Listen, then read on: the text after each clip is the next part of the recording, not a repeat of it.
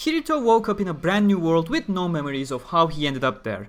Is this real life, or is this just a virtual world? It sure looks and feels more real than anything Kirito had experienced before. So, welcome to my channel, it's me Gamerturk, and this is Art Online Alicization Explained, featuring episode 2, The Demon Tree. If you're new to my channel here on my Explained series, to give you a quick rundown, I don't just casually review an episode in these videos like hundreds of other creators do. In this series, I aim to point out key details that you should remember, give you certain hints that may be important for the future or callbacks to the past, as well as explain things in more detail based on the light novels where the anime adaptation failed to do so properly, so you can have the most accurate information as possible regarding alicization. But without further ado, episode 2 The Demon Tree begins in March 19 in the human year of 378 in Underworld as Kirito wakes up on a field of grass, completely lost as to where he actually is. He has memories of the Dicey Cafe, he has memories of walking back home, but nothing as to how he ended up here. In fact, the anime skips a vital scene right after Kirito was injected with the drug. I'm assuming this will be incorporated into episode 5 as a flashback, but at this point I see no reason not to mention this, since the anime actively decided to skip over it. The ambulance arrived quite quickly at their location once Kirito got injected, and Asuna, remembering the name of the drug from the death gun incident, immediately told the nurses in the ambulance that he was injected by that specific drug, but as they tried keeping Kirito alive, Asuna clutched at her phone and checked the heart rate tracking app that was set up. With a final tick, the heart rate had dropped to 0 and flatlined. And as usual, if you want the full light novel experience for yourselves, Amazon affiliate links for Alicization light novels are always in the description.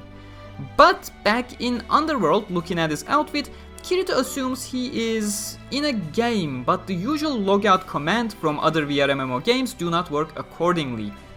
Kirito, well, kinda comes to conclusions a little too fast in the anime adaptation. In the novels, he spends a lot of time trying to remember how he ended up here, gauged if this was actually VR or real life for a very long time, and was only convinced in a much later scene.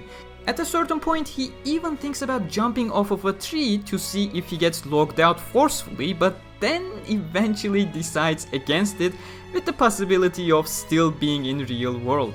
While the anime does not make a huge point of this, the perfectly realistic looks and feels of Underworld is highlighted a whole lot more in the novels. It's just glossed over with a single line in the anime. Anyways, going back to where we were, we see Kirito realizing his real-life memories are intact, which shouldn't be happening due to the integrity of these experiments, and he tries to shout out at Kikoka Seijiro and Higa Takeru, both gentlemen you can see in the opening and will spend more time with in the future episodes, but of course he receives no answer. But hearing an axe hitting a tree brings back childhood memories for him. Faint, almost like blocked memories, only causing Kirito to feel saddened rather than remembering anything vividly. It's just a vision of 3 kids walking alongside a river. The eyes he is looking through though was actually his own eyes. But the moment he blinked, the vision just disappeared as quickly as it had appeared in the first place, leaving Kirito just with a pain in his chest. Then we get the actual opening without the credit crawl, and the opening has been improved as well here and there visually and effect wise, but I already talked about the opening in my opening explained video, so moving on. Coming across Eugeo, being cautious, his hand once again goes to his back to a sword that is not there. And well, as a neat response to all those people saying, it's impossible to draw a long sword from your back anyways. Yes, you are correct. In a realistic environment, it is in fact impossible to draw a sword from its sheath if it's on your back. That's why, unlike the fantasy games like Sword Art Online or Alfheim Online, you won't be seeing much of that in Alicization, since it is a perfectly realistic environment this time around. It's really neat seeing Kirito's attempts at trying to figure out if he's talking with a quote-unquote player or an NPC, only to find out that it's actually neither, as he does not understand the term logout but also isn't incompetent like a traditional NPC at discussions, but we'll get there towards the end of the episode. Eugeo mentions the town of Zakaria, a nearby town to the south of Rulid Village. He also comes to the conclusion that Kirito is a lost child of Vecta due to him having no memories at all, or rather due to Kirito being very secretive about his past, due to his past being actually real. And you may ask why Eugeo is so understanding towards a complete stranger in this instance. There are 3 factors to this. First off, Eugeo is a fucking kind person, he's just that kind. 2, the taboo index is a thing in Underworld. Remember the previous episode, Underworldians literally can't go against the taboo index on their own will, hence why there is absolutely no reason for Eugeo to distrust someone in Underworld. They simply can't do anything evil, which is further highlighted in a later scene where Eugeo doesn't even lock the door to the warehouse simply because theft is simply forbidden by the taboo index and thus nobody has a reason to fear. And the third reason, which is very important for future episodes that is mentioned in passing here, but Eugeo feels like he had met Kirito before and yes, despite everybody's memories being blocked, the feelings certain things generate are still there, similar to Kirito's vision at the beginning of this episode. While their memories are quote-unquote blocked, the process is not as clear-cut, and this is the biggest reason why Eugeo grows to enjoy Kirito's company so quickly the moment they first met, simply because this was not the first time they actually had met. In fact, they spent their entire childhood together, Eugeo, Alice, and Kirito. The same reason why the mention of Alice causes Kirito to have another vision here. But another neat little detail that I mentioned earlier, up until this point, Kirito was still trying to figure out if he was in real life or in a VR world or in a completely separate dimension.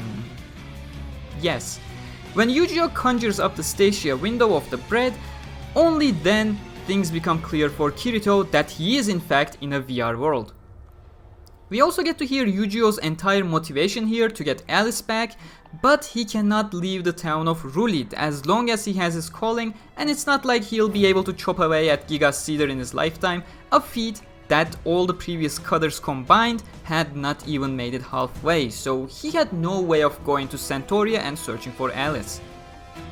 Then we see Kirito trying to chop away at Giga's Cedar and utterly failing. Again, this is one of the scenes anime plays very lightly on, but this is one of those instances that Kirito realizes that this world simulates pain exactly like real life. You see Kirito's hand red in the anime, but that is not enough to showcase what he felt like. Giga's Cedar is incredibly durable, and during his swing, Kirito missed the cut bit as well, directly hitting at the perfectly intact facade of the demon tree. So Kirito essentially suffers from the entire knockback of hitting at something incredibly hard with a completely stiff grip. The next swing, however, being the weep he is, he attempts to use a sword skill with the axe, but never gets the sword skill to work.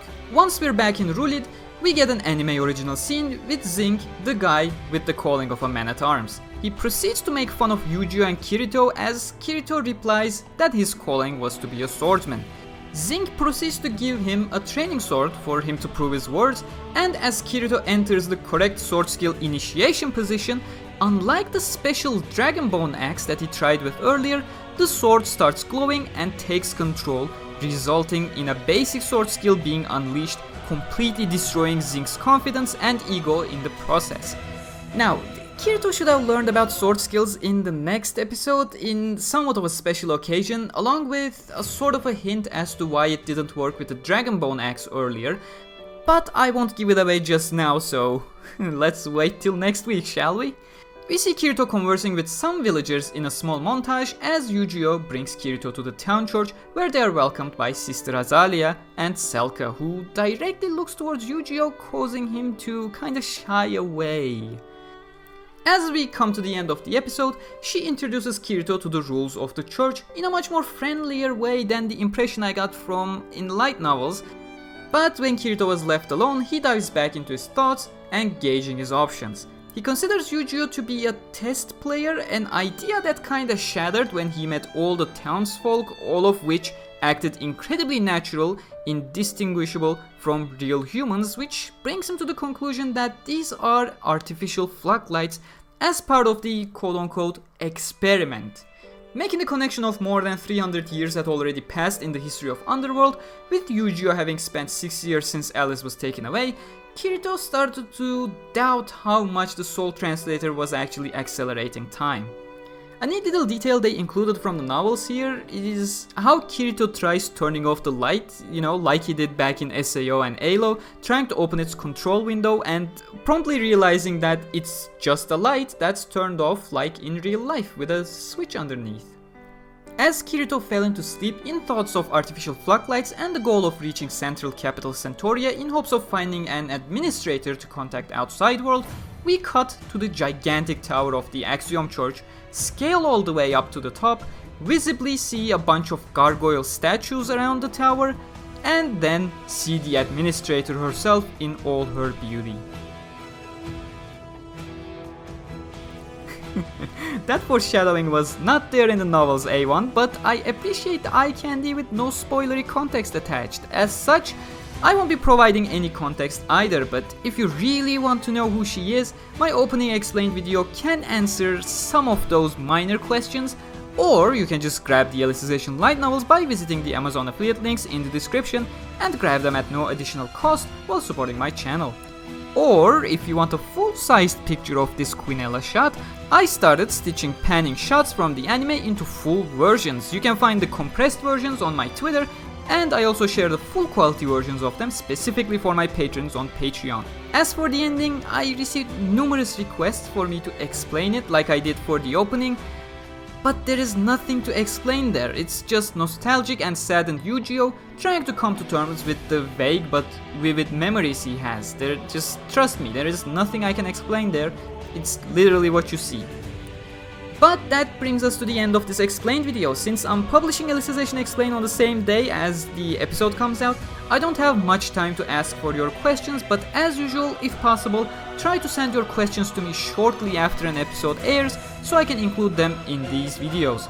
As always, subscribe and ring the bell for more on Sword Art Online. You can find me on Twitter at Gamerturk95, and you can support me on patreon.com/Gamerturk and naturally get additional benefits as well, much like Tiffany, Candlesh Red and Bolt Ulysses are getting. Thank you very much for watching, and I'll see you guys next time. Take care.